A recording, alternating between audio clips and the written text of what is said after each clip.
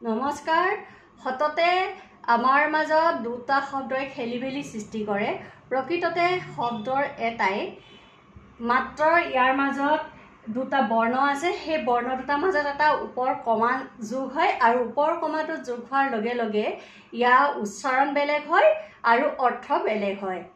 ক ওপৰ কমা দন্তীয় ত, এই শব্দটো উচ্চাৰণ হৈছে ক'ত। ই হৈছে সৰ্বনাম পদ আৰু ইয়াৰ অৰ্থ হৈছে কোন ঠাইত।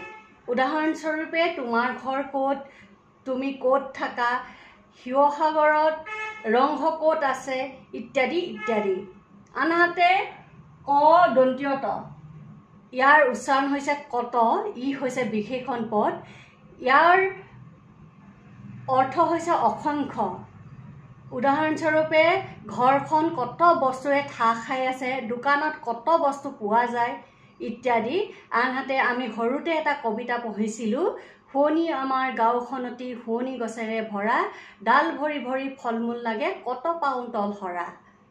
ধন্যবাদ।